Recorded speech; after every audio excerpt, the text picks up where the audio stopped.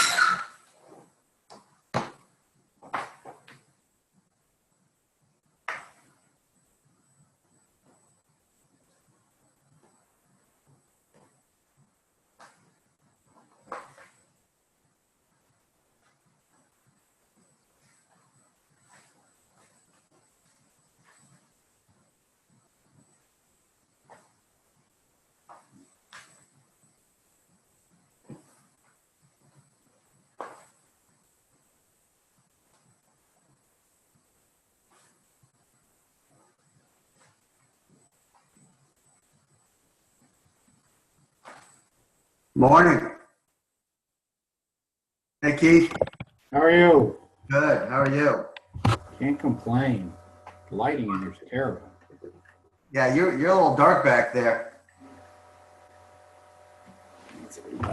So Keith said you got some stuff going on. Yeah, it's kind of nice. Hold on. Good. Yeah, if we can close it, that'd be a happy thing. Well, that's the most difficult thing, as you know. Yeah, if I could close all the business I have, So, I'd be doing well. I mean, are you doing? I mean, Keith and I have gone over this, but I want to make sure that you are dotting your I's and crossing your T's. Yeah. Because finding people is easy. Getting them on board or getting them to accept the offer is the most difficult spot. So, how have your preps and your debriefs been? They've been good. Yeah, I feel very comfortable prepping candidates Okay. and getting them squared away. Getting a debrief from the client sometimes a challenge. Okay, but that's critical because that's where the offer comes from. Right. And so when they say, "Yeah, we like this person, we want to bring them back for a third interview," you can't just say when. You got to say Right. why. Yeah. Exactly. Yeah. Hey, no, we'll definitely set it up, but tell me why you like them versus the other person or whatever, because what they feed you is what you're going to feed them when they want to make an offer. When Right. the candidate wants 105 and your client comes in at 98, you're going to say, well, let me remind you why you like this candidate so much. Yeah. Is that worth that $7,000? Let's compare him versus the other candidates. Right. So it's not what you want to hear, it's what you need to hear. All right. And so that's, your most critical conversations are your preps and your debriefs. So just make sure that you're dotting your I's and crossing your T's, because when you get to the offer stage, that should be a no-brainer. You're just going to say, okay, so let's review why you like this candidate so much. Let's review why the candidate's so interested in pursuing this opportunity. And you're just going to feed that back to them. Yeah. Hey, Mark, how you doing? Good, Nick, and you? It's been a while. Yeah. Hey, so we want to apologize. We've been trying to send emails to you guys, but Brad has got us blocked out. He is totally against Roberta and I working with any offices at GRN. Right. I sent emails over the past 2 days, a half a dozen times from 4 different email accounts, and anything with our name in it, it's blocked. It doesn't bounce back. It doesn't go to spam. You're not getting it. Yeah. Big Brother's watching, and to be honest with you, I'd be a little upset if I were you, because now he's censoring who you can talk to and who you can't talk to. Exactly. Yeah. You know, and there's about 11 offices now that I deal with who I can't communicate with unless it's by the phone. I'll send you my personal email. Okay. If you would, that'd be great. These Yeah. personal emails would definitely make the difference. Yeah. So yeah, it's And then add us to your preferred sender list. So Okay. there you go. We get around gatekeepers. That's our job, to get around gatekeepers. Shouldn't have to though. Exactly. You're absolutely right. You know, and I'll you know, later on in the day we'll have a conversation. I'll let you know what's going on. Okay. Warren, you on board? Warren. I see Ian Wheaton's just joined. Hey, Ian, how are you? Ian, Yeah, hi Nick, how you doing? I'm doing well. Hey, congratulations. On what? I heard you helped make a placement. I have, and the guys, I've got a phone call with him in about 20 minutes. He got his offer letter last night. He's about to sign it and send it back this morning. Okay. So, And if you need help, you know, getting them to sign the offer is difficult. But it's that 2 weeks before they start, which is the most difficult. to shepherd them so they don't accept a counteroffer. You have to shepherd Yeah. them. Stay yeah, close. no, he Yeah. won't be looking for a counter offer. It's he's frightened that his current position's moving to Minneapolis, and he needs to be in Lincoln, Nebraska, because of his son's school Oh, and his medical condition. So he's locked in with where he is in location-wise. Okay, well, good. So, look, it's 9:30, so let's start the conversation. Warren, I know that you're on now because I just saw the chat. Stephen McKnight should be joining us. Okay, so we'll give him another minute. Right. Roberta, are you allowed to chat on this? Am I allowed to chat on it? Yeah, I know. So, to everyone. So, Warren, because I can't do two things at once, can you just let him know that we know he's on the chat? I guess so. I've never done that, so let me figure it out. Yeah, I got it. I'm saying it. Okay, Okay. good. Hey, Mike. And then Stephen McKnight definitely said he'd be joining, and it looks like Tony is on as well. Tony Pivarato. All right, so I'm not going to introduce any of you guys. You guys can do that yourself. So let's just kind of start with this because, you know, let's try to keep this to about an hour and 45 minutes. Ian, I actually was going to use you as my my role play guy, but you're not going to be around the entire conversation, are you? No, I am, yeah. Okay. So do you mind role playing with me? No, don't mind at all. Okay, so you know, the purpose of this webinar was to talk about the call, the initial call or any call that you get. And you guys have probably heard me say this in the past because nothing really changes in our industry. The only thing that changes is the personalities. But I think you've all agreed. What do people like talking the most about? Themselves. Themselves. So why don't we always make it about them first? Because the people we talk to are the people that's going to give us the best information for what we're looking for. So I've learned that if you, and again, GRN is trying to change the way they're doing it. They're supposed to. You know, the days of, hey, do you want to buy my chicken? You know, my chicken, you're going to love my chicken. My chicken's got big breasts, a lot of white meat, not a lot of furniture, feathers, blah, blah, blah, blah. Doesn't work anymore because companies can only buy what they need. They can't buy what they want. And I think you'll agree with me. I've been in the business for 22 years now. The days of companies hiring someone because they like them is over. They might have an extra position that they plan on filling in the next month or two that they'll hire the person. But the days of calling up and saying, hey, you're looking for a process engineer, you're gonna love my process engineer, it doesn't work anymore. So I've learned, you know, you're only as good as your research. And if I'm calling somebody, I'm calling for a particular reason or multiple reasons. But you want to get something out of every single phone call. And what are easier calls to make, Ian? Recruiting calls or marketing calls? That is the question again. What's the favorite call to make? What are the easier calls to make? Marketing or recruiting calls? Oh, recruiting calls. Why? Primarily for the reason you just mentioned, you're trying to pique the interest of an individual and play to their ego. Exactly. People like talking about themselves, correct? Correct. So why wouldn't we make it about them? Hey, Steve.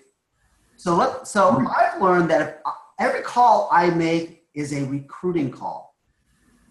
And as Ian and I role play this, you're going to see how I turn the call into multiple aspects of recruiting, marketing, networking, industry information, etc.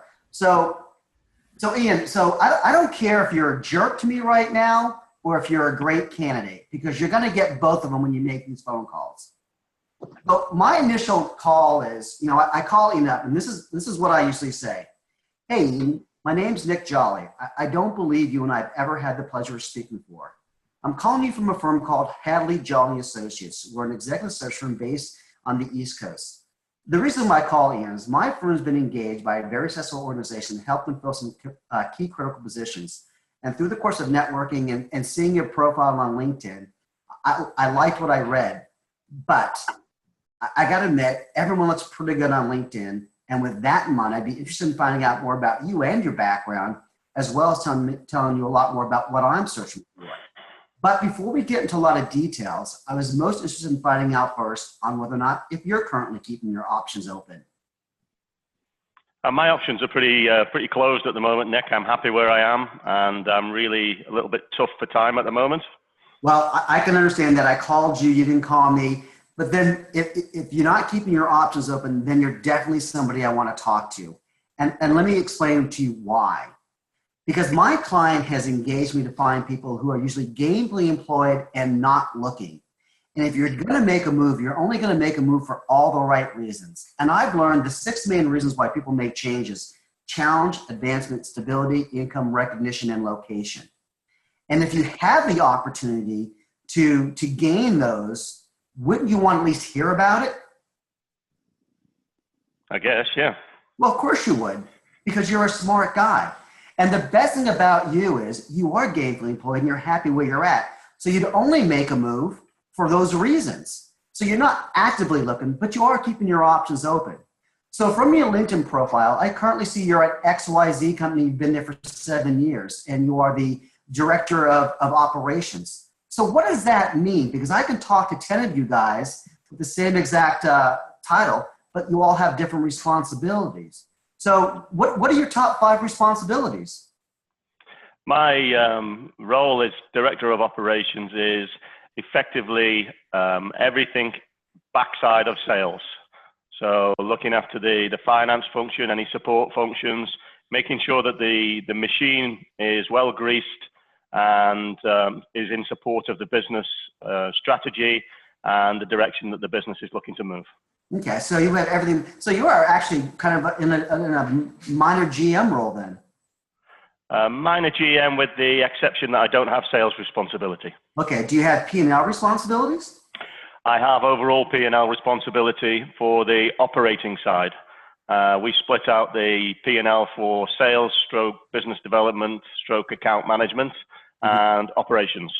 Okay, good. And how many people do you think, how many direct reports and how many indirects altogether? I have probably 5 direct reports and probably 25 to 30 indirect reports. Okay. Now, is this, and it's only one facility, or do you have responsibilities for multiple facilities? Multiple facilities across the US and Canada. So how much traveling are you doing? Not a great deal at the moment. I've done my years of traveling where I've traveled up to 26, 28 weeks a year. Mm-hmm. I probably visit the facilities maybe once a quarter. We're only talking 3 facilities. So the majority of my time is spent at head office and making sure that my direct reports are in constant communication. Right. Now, do you like the travel aspect of it, or are you done with it? I'm done with travel. I've done my duties. I'm a million miler with United Airlines, and that doesn't mean much at the moment. But okay, well, good. I get it. And I see prior to this, you were a director of operations, a smaller facility.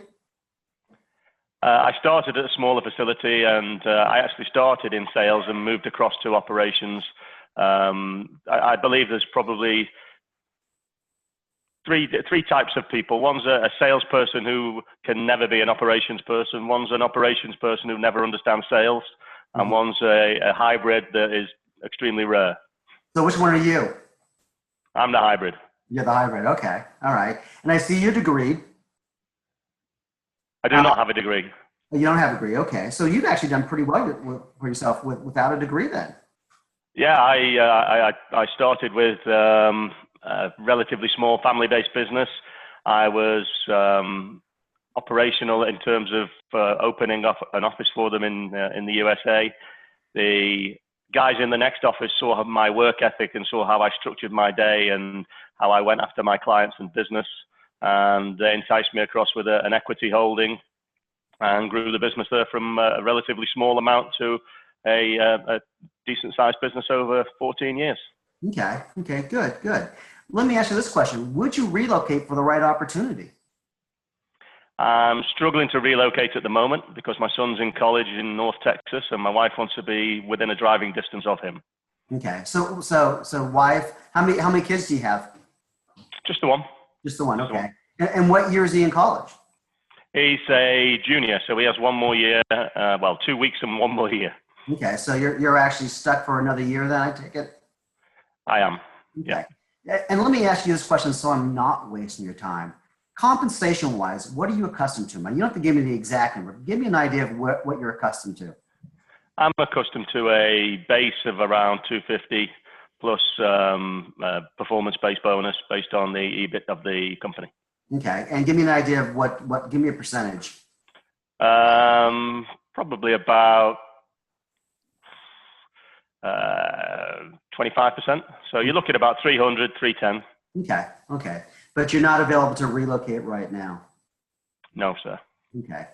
To be honest with you, Eaton, I love your background, and you are the type of individuals who I usually work with. But the opportunity I'm working on would probably not be a good fit for you.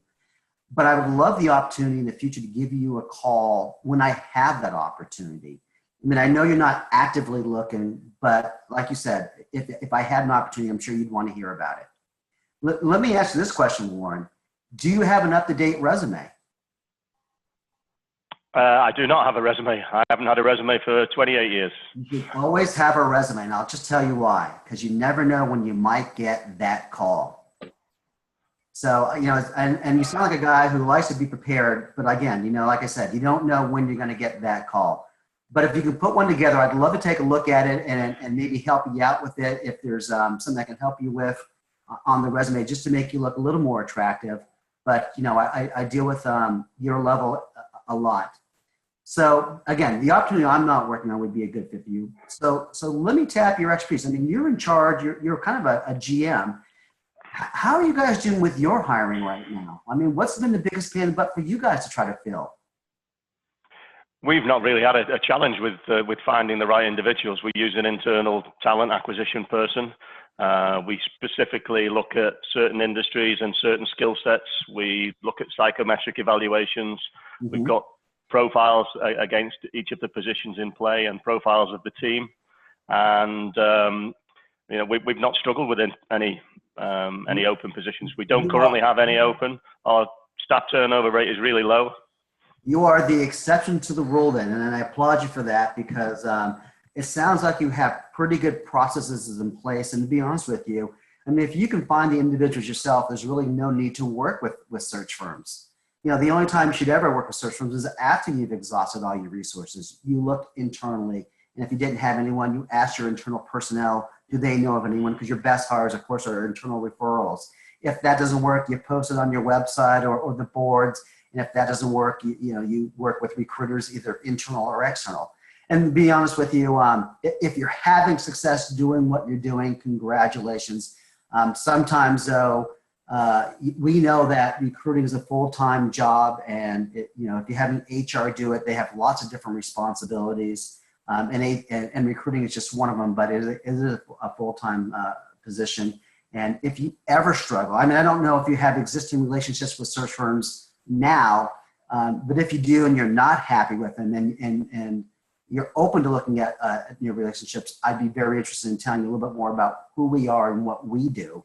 Because again, we're not a typical agency. We're not going to send you candidates. We're only going to send you finalists. If we send you somebody, it's because they don't just meet, but they exceed your expectations. But I will put an asterisk to that. Just because you work with us doesn't guarantee we can make the hire. What it guarantees is if you don't, at least you'll know why. And it might be your expectations, it might be your qualifications, it might be your compensation, it might be your location. But we're also going to tell you the good things we hear about you and the bad things we hear about you. So even in your other plants, though, I mean, how are they doing? I mean, do they go through you? Would they do the recruiting, or is that done at the individual sites? Now, everything is done through a management structure where the managers are eligible to pick their own team. Mm-hmm. So I'm not determining the team for the managers. It's their responsibility to pick their own team. And they present me with the final candidate for sign-off. And I probably only see one, maybe sometimes two at the very most for each position. But again, we don't have many open positions. Our attrition rate is really low. But I have used search firms in the past for confidential searches when I've looked to replace a senior person. Mm-hmm. Yeah, and that's, to be honest with you, I tell you, the only time you'd ever work with a search firm is after you exhaust your resources. It's confidential, or you need it done. You need to get it done sooner rather than later. So again, you seem to have things going. Do you belong to any associations or any groups that you guys go to often, or? No, not really. No, I think we've got a very well-established brand in the marketplace. Mm-hmm. We do occasional trade shows, but we don't really get a great deal of value from trade shows. Our product is well known. There's nothing really innovative about the industry. It's a consistent industry that's been going in the last 100, 150 years. So that was going to be my next question: is how's the industry doing in whole? I mean, is there a lot of mergers? Are there companies closing down? Are you seeing emerging markets? The industry in whole, and we operate in oil and gas, and with the price of oil and the price of gas over the last 12, 18 months has meant a huge downturn in the industry. And in Houston, they probably lost 300,000 jobs over the last 18, 24 months. The feeling within the industry is that the $24, $22 a barrel low was the low. It's back up around 47 to 50. Mm-hmm. It's been consistent around 47, 50, 55 for the last 8 to 10 months. And there's a lot more optimism that it's going to be sustained around 65 to 70.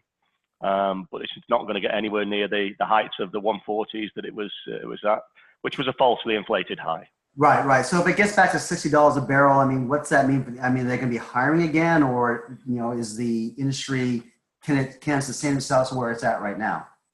I think they definitely will be hiring again. I think the extent to which people retrenched and cut back was so close to the bone that there isn't any fat in any organization that's out there to be driven down in terms of salary rates, in terms of day rates, in terms of charge rates. Pricing has been delivered and dropped significantly. So that these projects that are out there, and there aren't many projects active out there at the moment, can remain on track, and they will get back to hiring stage quite quickly. However, they'll never get to the stage where all 300,000 are again employed. Sure, I get it. So you must know a lot of, I'll say, unemployed and underemployed individuals. There's a lot of unemployed individuals that are readily available within a network. And within a series of networks. So finding additional talent, should a talent be required, would not be a challenge. Okay. Is there anyone in particular that you think I should call that I might be able to help or have a conversation with? It really depends on the level of role that you're currently working. I've got several people that I am familiar with in terms of their levels, their experience, their desires, and it really depends on the role that you're working. Well, to be honest with you, I mean, what we don't do is we don't find people jobs, but you know as well as I do that this business is more about how many people you talk to and what they can bring to the table. And you're a smart guy. You ever read Jack Walsh's book, Top Grading? The lower 20% being removed on an annual basis? You got it. So I'm always interested in talking to individuals who I believe are stars in the industry, because you never know who might be looking for those stars in the future. We do specialize in industry, so we have an idea of who's looking for but if you know of anyone I should talk to, I could definitely reach out to them and introduce myself and tell them that you recommended I have a conversation with them. Okay, I think I've got a few names that I could possibly pass your way. If you want to give me your email address, I'll email them to you. Okay, I definitely appreciate that. So let's do this. I will email you my address. I'll send you my contact information, and hey, let me follow up with a call in a month or so, and see where you're at, because if we both had crystal balls, neither one of us would be talking right now. Yeah, sounds fine to me. Okay, I appreciate your time. Thank you. Okay. All right, so guys, did you see how that conversation went? How did it start off with? He said he was not interested in anything, but I kept him on the phone for 20 minutes. And I got his information, I got industry information, I've got referrals, I've got 3 things out of that I shouldn't have gotten anything out of it. Because most of the time when someone says, I'm not interested, where's the conversation go from there? And he also said, I'm really busy right now. Yeah. Right. But why did he talk to me? Because you made it about him. Because I made it about him. Exactly. So have you guys gone through this before, where you've talked to someone and, hey, I'm happy where I'm at. I'm not keeping my options open. I mean, we get it all the time. But that's the person you want to talk to. Because if that person is interested in pursuing the opportunity, they're interested for all the right reasons. If someone's unemployed, what do they want? A job. Job. They want a paycheck. They will take a job that's below them, especially if they're desperate. That's not what we do, though. We want people who are going for all the right reasons, because then we don't get counter offers. We don't get them looking in 3 months. They're going for all the right reasons. Ian told me his family size, he can't relocate, his wife, his kids in college, he's traveling, he doesn't want to travel anymore. And this is for someone who said, I've got a meeting in 5 minutes. 20 minutes later, we're still on the phone. Because we made it about him. You guys have all heard about the circle of success. Yep. I checked off everything on the circle in one conversation. Now, it would have been great if they were looking for somebody, but he wasn't. So I didn't press him on that. The only thing I said I press him on that, well, sometimes you get those critical positions where you don't have the resources. That's when you work with a search firm. What we do, guys, is not difficult. Doing what we're supposed to do is difficult. And it's hard enough to get somebody on the phone. So when you get them on the phone, get them on the friggin' phone. Get them to talk with you. And I don't care if it's a junior person or a senior person. Because if you want to know how a family's doing, do you ask the parents or do you ask the kids? You always ask the kids, because if you ask the parents, hey, the kids are doing great. Oh, they're doing great in school. Boyfriend's good, whatever. And you talk to the kids as, yeah, Bobby got arrested last week for drinking and mommy found pot in his room. You want the truth? You go to the kids. So you talk to an engineering manager and they're like, how's your recruiting going? Oh, we're fine. Everything's set. You talk to one engineer and says, how you guys doing with recruiting? Well, we're looking for 3 guys. 2 different stories. So you find out what's going on with the junior people and you market to the senior people. Now, what I also learned is this from Ian.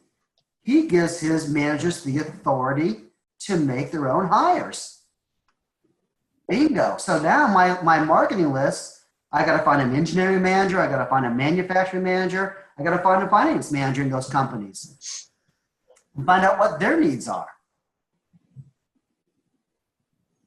So again, you've got to think about what they're saying and how it could benefit you in the conversation. I plan, but I let my candidates or my contacts do most of my planning because they're going to tell me who to talk to and where to go. Yeah. We're not the experts at what they do. I know you guys say, I specialize in CPG. I specialize in the oil and gas. Fine and well, but I don't want you to specialize in that. I want you to specialize in what we do. I want you to be the expert at what we do, not what they do.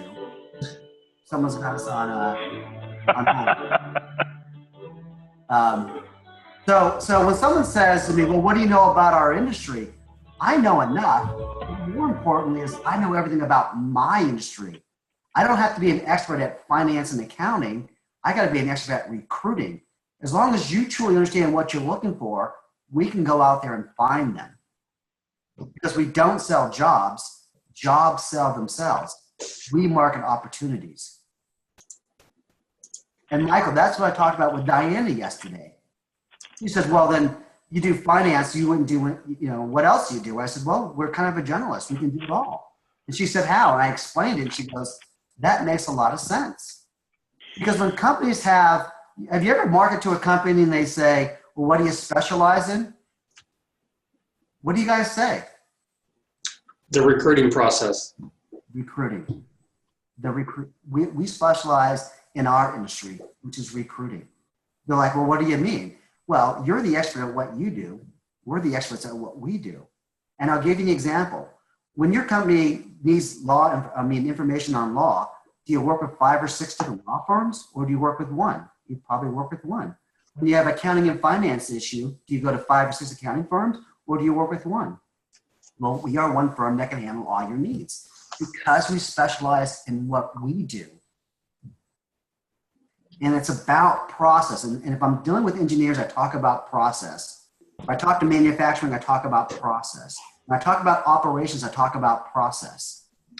Because as long as you have a process, if it's proven, it doesn't make a difference what the application is. So the point of the conversation is this, this webinar was, I want you guys to start off every call as a recruiting call. Because if you can get them to talk to you, you can get them to talk to you about anything, themselves, their business, their hiring, who they know, how the industry is doing. At the minimum, you get a recruit out of it. At the maximum, you get everything in a job order. But don't try to get the job order on the first call. Now, is that the only calls we make? No, I also have strictly marketing calls where I know a company has a need.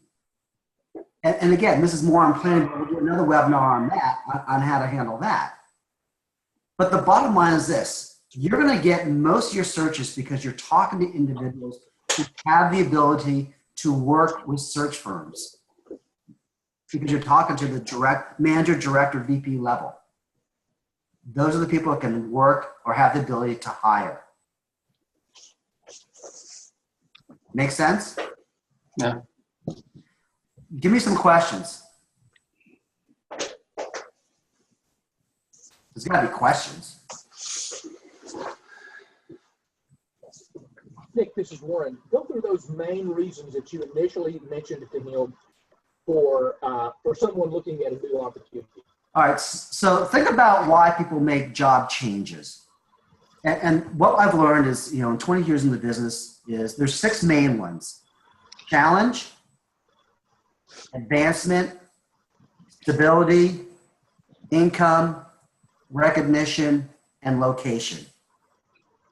But you also have to know your audience. If I'm talking to a salesperson, what's their number one reason they're going to make a change? Use of money. Money. Because what's the first question a salesperson asks you when you recruit to them? What's this pay? What's it pay? And if you talk to an engineer, though, a design engineer, what's the first question they ask you? Challenge. What kind of projects am I Technical. working? Yeah. Is it redesign of existing product or design of new product? Right. You're talking to finance people. It's about the numbers. So you got to know what your audience, what interests them the most. With engineers and operations, it's challenge, advancement, stability, income. With salespeople, it's income, income, income. With finance people, it's stability, advancement. So again, know your audience. Nothing's more frustrating than screwing up a conversation because you screwed it up. How many times have you guys gotten off the phone and went, "Ah, damn it, I wish I just had this instead"? How many guys wish you had a do-over? I do all the time. But I'm not proud. I pick the phone back up and say, "Look, that was the worst conversation I've ever had. Give me a do-over." I'm not proud. Mark, you know me. I mean, I'll talk to anyone. I screwed up that phone call. Can I have a do-over? And you'd be Want a surprised. mulligan. You'd be surprised. And I say, yeah. I've also left voicemails that I thought were absolutely terrible. And I've called them back and said, was that the worst voicemail you've ever heard? Here's a do-over. The object is to have conversations, as many as you can.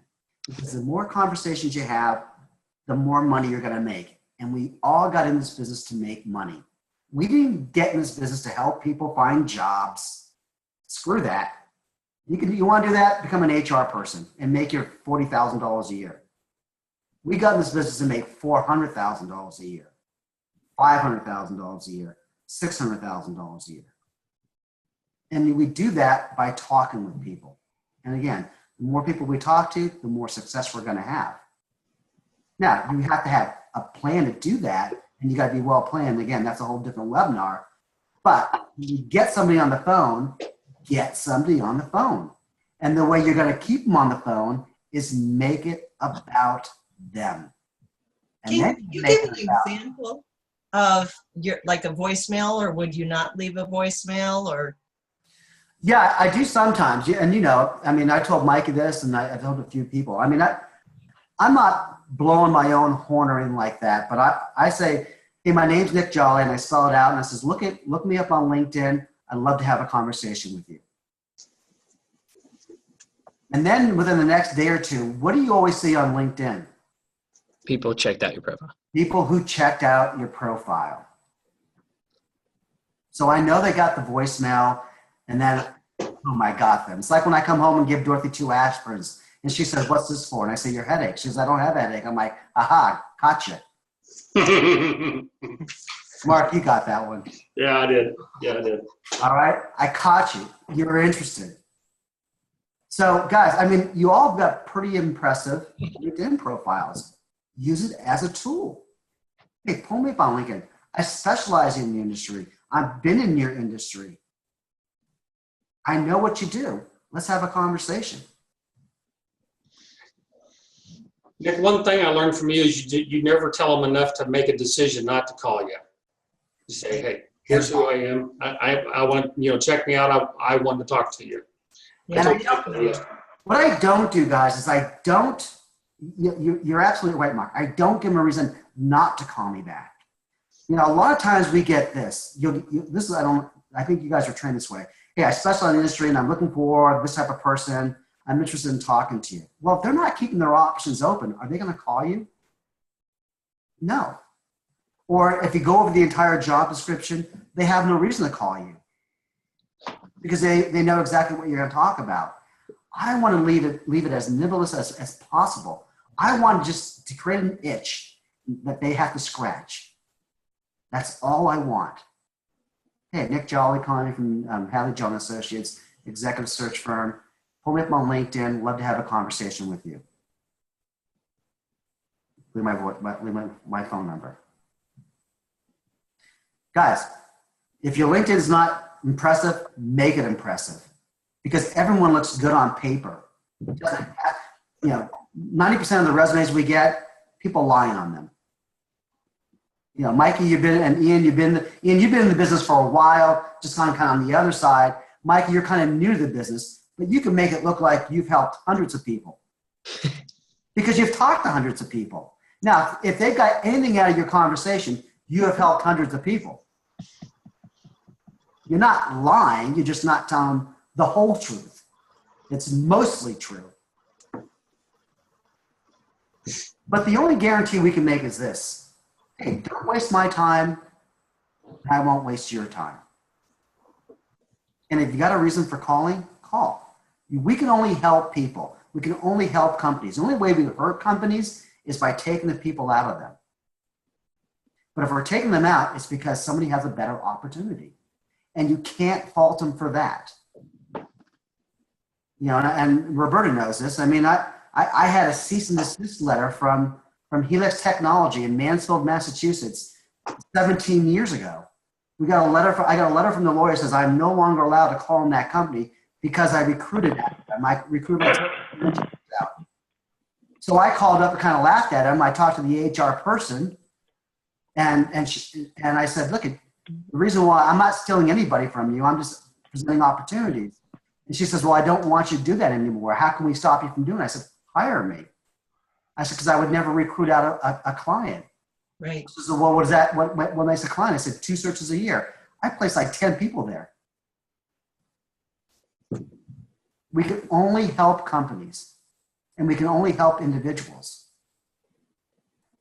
Recruiters kind of have we kind of have that lawyer, used car salesman mentality, especially on LinkedIn. I mean, have you guys been reading what recruiters have been saying lately and kind of been bashed lately? Oh yeah, I have. Have you been reading that? I mean, I'm like, man, these recruiters really suck. Yeah.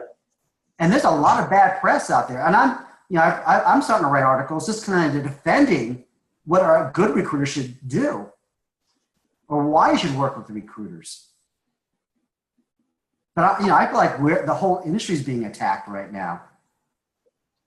And look at unemployment's low. Hiring is going on right now. This is a great time to be a good recruiter or a great recruiter because there's money to be made. But you make the money by having conversations and start off with a recruiting call and then turn it into a marketing call and then turn it to an industry information gathering call. Then make it a, hey, who do you know type of call. And I think you guys will have a lot more success instead of, hey, you want to buy my chicken? You're going to love my chicken. It's got big breasts, fat thighs, da-da-da-da. That is old. That's 80s. That's 80s. Roberta, you want to add anything?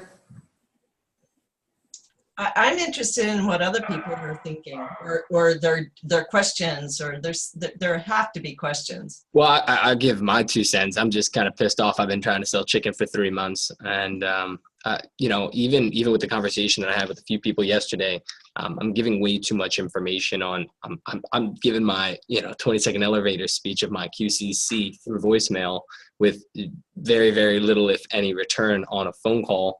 And the reason for that is because I'm giving them absolutely everything. I'm not leaving a cliffhanger. There's nothing that's intriguing or, maybe I should call this guy back.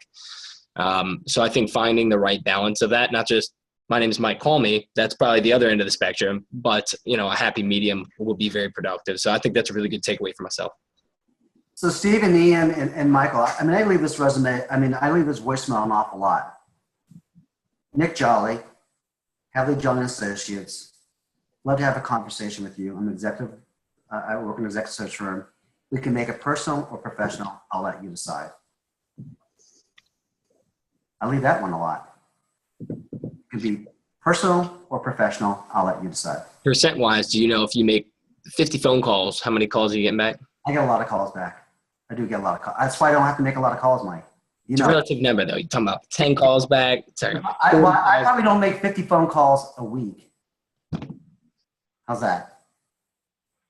And make 50 That's experience. What's that? There's a Experience. difference between starting a desk and having a developed desk, I think, but Yeah, there's a big difference. But what you're going to learn, and Mark, you know this, you've learned to work smarter. Yeah. It's not the volume of the calls, it's the quality of the calls. So, Mikey, if I'm calling into a company, I know it's because they have a need. And the problem with how you guys are trained, or how you were trained in the past, is a company posts a position, and what were you taught? You call them up the next day and you say, I got the perfect candidate for you, and you explain why. Well, if I was that hiring manager, I'd say, really, we just posted this position yesterday, and you're already calling me because you have the perfect candidate. What do you know about me? What do you know about my department? What do you know about the projects the person's going to work on? What do you know about the environment? I would be very upset if I was that hiring manager. Plus, they just posted it. They're getting 1,000 resumes right now anyways. Why would I pay you $30,000 or $40,000 when I can do it myself? I always call 2 weeks, 3 weeks later and say, hey, Mark, Nick Jolly, Hadley, Jolly Associates. I noticed 3 weeks ago you guys posted a position for a director of operations. How's that search going for you? I'm sure your response was overwhelming, but you know as well as I do, it's not the number, it's the quality. yeah. We got a ton of resumes, and it really didn't find any keepers in there. And you know what? I'm not surprised because most of the great people are still working. Yeah. So let me ask you this question. What are you going to do now? Well, one suggestion was to run the ad over again, but that's the definition of insanity. Doing the same thing over and over again, expecting different results. Probably going to have to put some thought into what the next step is, because it's key. It's open, and we need it filled. So let me ask you this question. Have you guys partnered with search firms in the past? We have. Our owner's kind of against it. He says that, it's a lot of money. I agree 100%. Yeah. And look, I would tell you this. I would only work with a search firm after I've exhausted all my resources. And again, you've done what you already done. You've looked internally, you've posted, you spent a lot of time interviewing individuals who didn't meet your expectations. So what do? You can keep doing what you're doing, but as you said, that's the definition of insanity. Yeah. Or you can partner up with a true search firm. And a true search firm is not going to send you candidates. A true search firm is only going to send you finalists. And the reason why they're going to send you finalists is because they truly understand what your expectations are. Your response to your ad was people were matching buzzwords from your job description to buzzwords on their resumes. But you know as well as I do, everyone looks good on paper. And if you have a 20-minute phone conversation when everyone sounds pretty articulate, but if you brought people in person and 5 minutes in the interview, you said to yourself, I wouldn't hire this person to wash my car. Yeah. That happens. Well, that's why you work with search firms, because what we're going to do is we're going to separate the wheat from the chaff. We're going to talk to people. I mean, and I'm not guaranteeing you this because there are a lot of great unemployed people out there, but the people we tend to talk to are gainfully employed and not looking.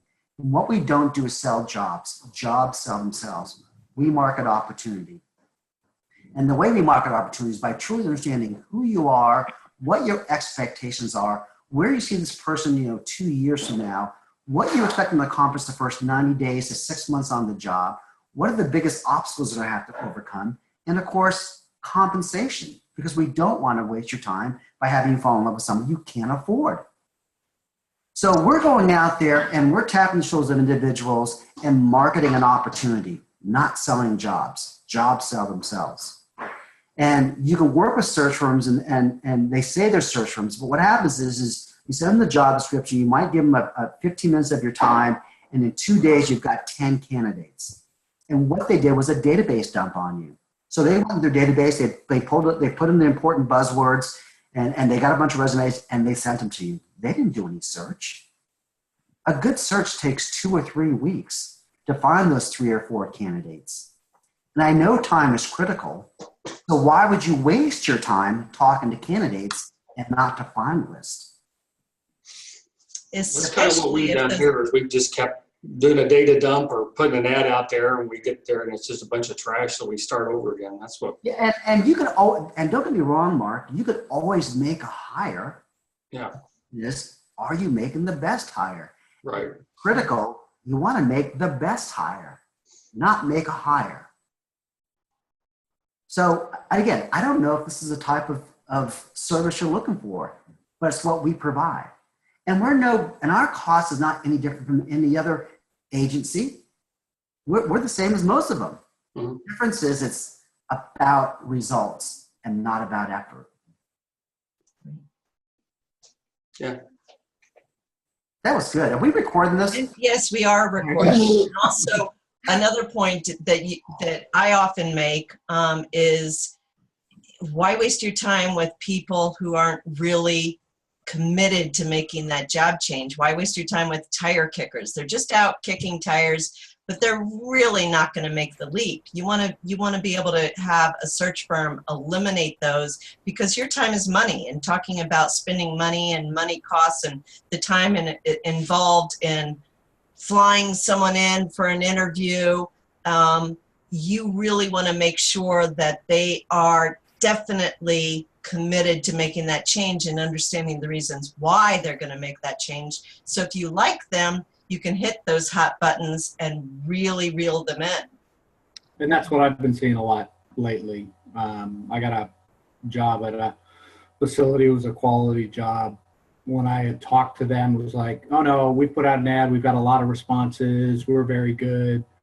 Sounds great. To your point, if you can get the people yourself, then you're doing it just right. I'll check back with you in a couple of weeks.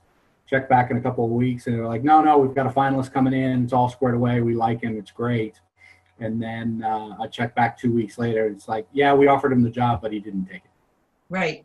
And Keith, Or he took that offer back to his place of employment and said, hey, look at this. And he angled for a counteroffer, and he had no intention of leaving. Oh, right. So, Right. So they were not. You need someone like us who are experts in making sure that doesn't happen, or at least, eliminating a lot of the possibility.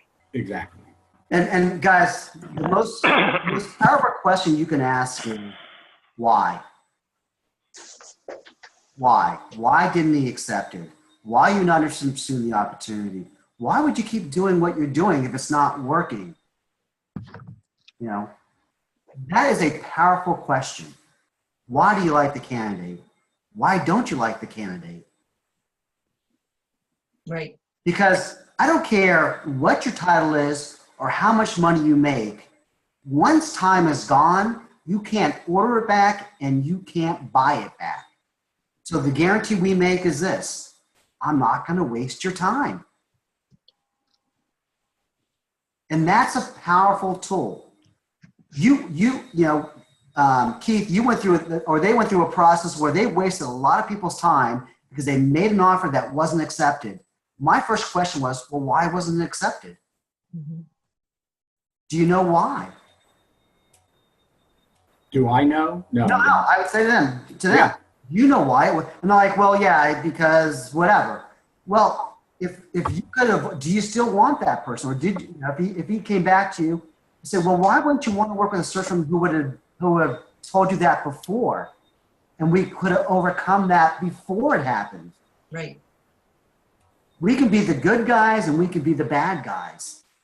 But the bottom line is this: we work for you, we work with the candidates. And we're going to give you all the tools that you need to bring the candidate on board. We're going to tell you things that you didn't learn from the candidate. And again, this is all part of the process of recruiting, prepping, debriefing. And again, it's a whole nother webinar. But the bottom line is this: you guys don't just take no for face value. Right. Because Ian had no time to talk to me, and I got 20 minutes out of him. And I got a lot of information out of it. Now, am I going to get a job order out of it? Probably not. But I know if I call Ian and he has a need, and I know it's been open for 2 or 3 weeks, he's going to call me, or he's going to talk to me. I guess Another, I got a question on that one then, Nick. If we're talking to very senior people, what I find is that the senior people are either always in meetings, as I was always in meetings, or if they're really senior people, they've got a secretary who's the blocker. Okay. So You close the store. Hold on. I got the cleaners here. Hold on.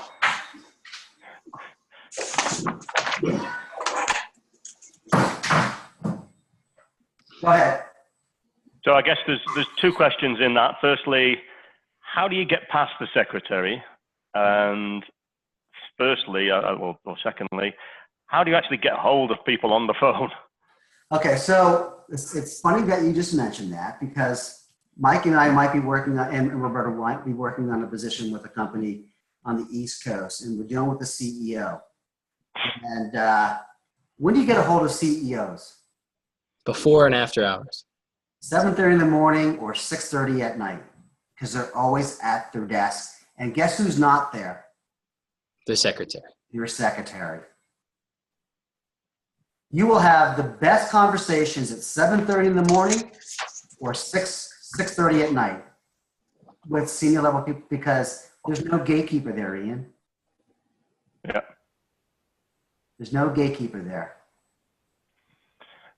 Okay. So if we do get to the gatekeeper, let's overcome the gatekeeper. Okay, so if I'm calling someone and I get a gatekeeper, see, I'm a charmer. Roberta knows. I kind of have a way of getting around. Well, how do I do it? I just have conversations with the gatekeeper usually. I'm like, hey, how's Mr. Smith treating you? Are you looking for a raise? You know, are you happy where you're at? I mean, seriously, hey, put me through to him. I'm gonna get you a raise right now, whatever. I mean, I just kind of snooze with them. I do. I mean, I don't have a problem getting through to people. You know, my first, hey, you know, if I know they're in Boston, hey, you know, how's the weather in Boston? Hey, I'm from Dartmouth, Massachusetts. I'm very familiar with it. You know, it's like, oh, you know, I'm down here in Hilton Head right now, blah, blah, blah, blah. Then, hey, and I always call them by the first name. Hey, is Ian around? Not Mr. Wheaton. Is Ian around? Oh, hold on, Nick. Let me check if he can talk to you. Have a conversation with them. Get them off the edge. Hold on. They're trained to do what? Keep you away. Stop you at the date. Because you're making the same exact call as 30 other recruiters. And they're all saying, is Mr. Wheaton in? Who's calling? Ian Wheaton. Where are you calling from, Ian? GRN. What's GRN? We're a consulting firm. Well, what do you consult with? Did you just tell them I called and this is my number? So, but how do you get past that part? Because that's that part I do somewhat decently with, but definitely struggle with. But I don't start that way, Mike.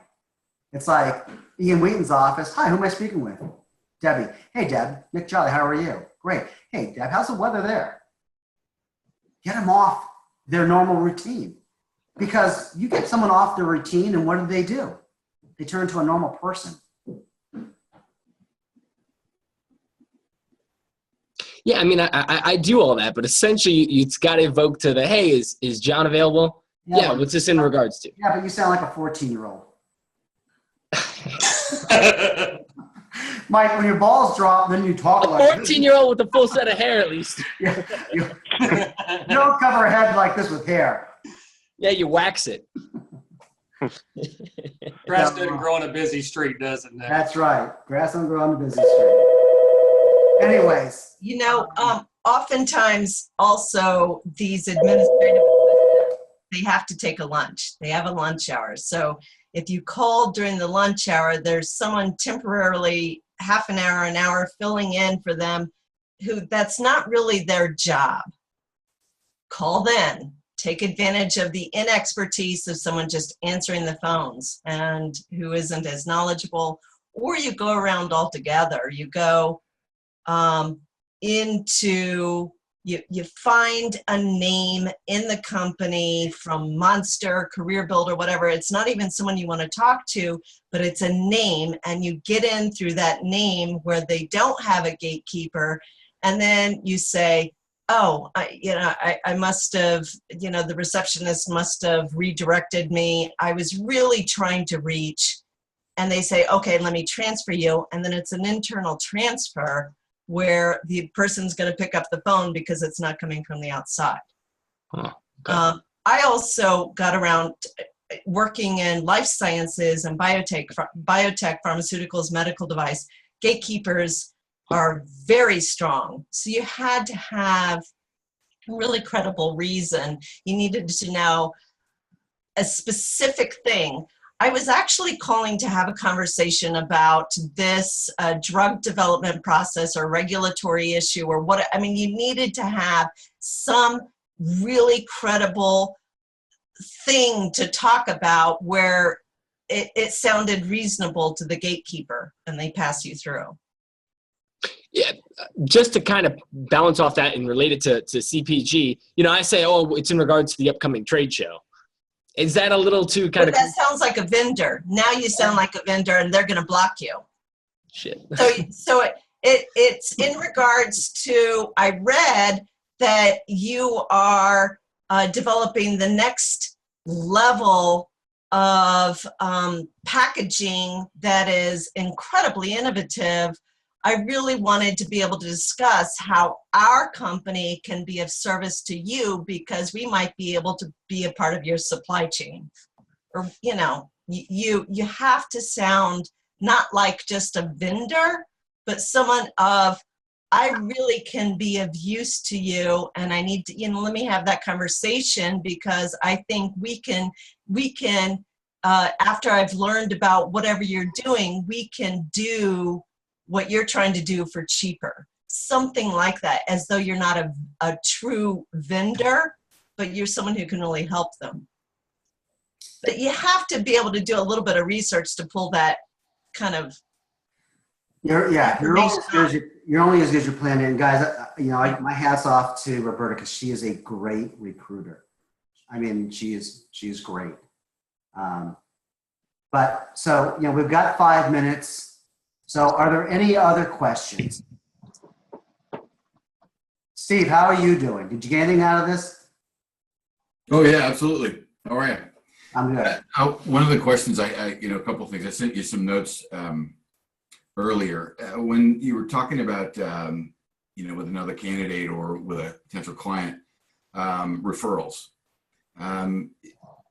Getting past I need to check with them first. I don't want to be that guy that, so how do you get more direct referrals? I would say, I've never had someone get mad at me when I wanted to help someone.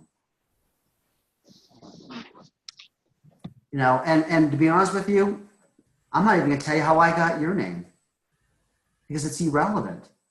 I can only help you and I can only help them. I can understand why you wouldn't want to give it to me, but you understand, I can only help them. I can't hurt them. Okay.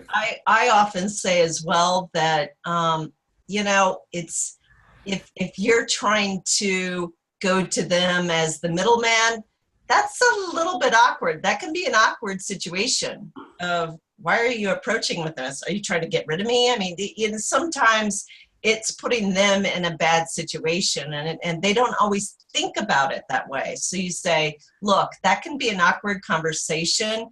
If someone is perhaps keeping cards close to their chest and they're thinking about leaving, they're not going to let you know. That's going to put their position in jeopardy. So let me go to them, confidentially tap them on the shoulder. I don't need to use your name. Right. Just let me confidentially tap them on the shoulder saying, someone who has full high regards for you, really respects you, thought maybe we might have a conversation. I don't know what's going to come of it. I don't know if you're keeping your options open, but let me tell you what I'm working on.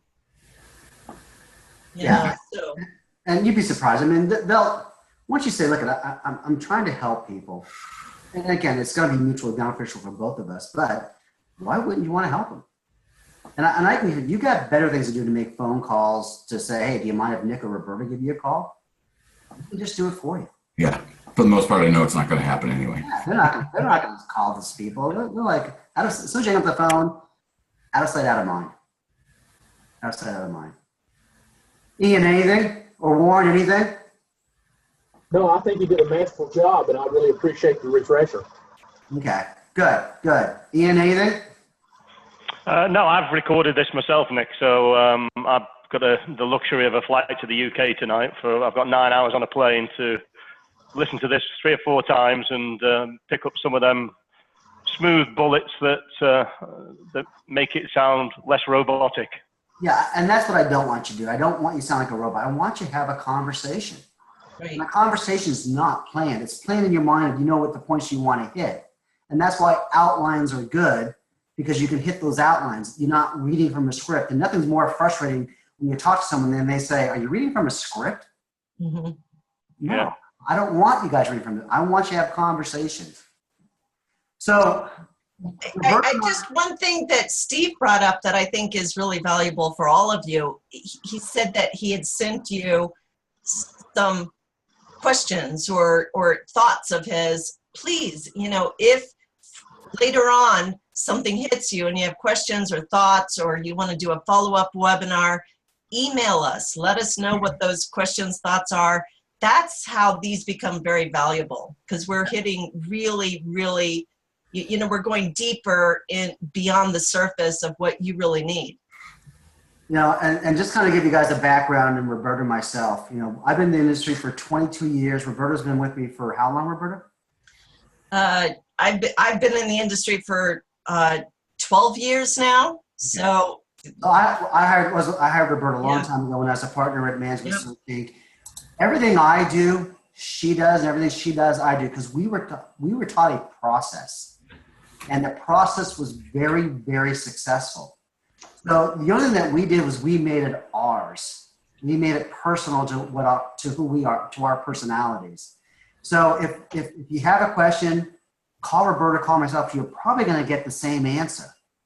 It might be in different words, but the message will be the same. We don't have the abilities to email you guys anymore directly from Hadley, Jolly and Associates. We've been banned from GRN because they don't please want send us your personal emails. So send us your personal emails, and we can correspond that way. And I can tell you why after, but anyways. But hey, I appreciate your time. I hope you guys got something out of it. And we'll follow up with phone calls or conversations. And Thanks, any Nick. other Thanks, future Roberta. topics that you want to do for webinars, we can arrange those. Exactly. Where do we go for the recording? We are recording this in the cloud, Nick. So They're going to email it to us.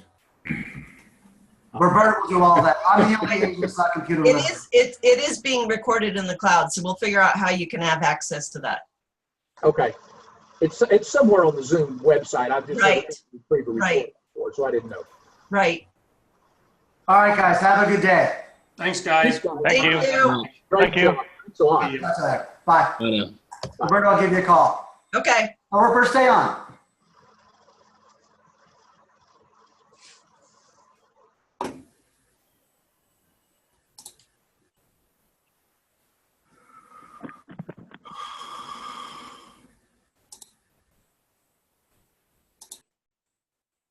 All right, it's you and me. So what do you think? I think, oh, wait, it's still recording. Oh. Let's just, I don't know how, let's just, I can follow.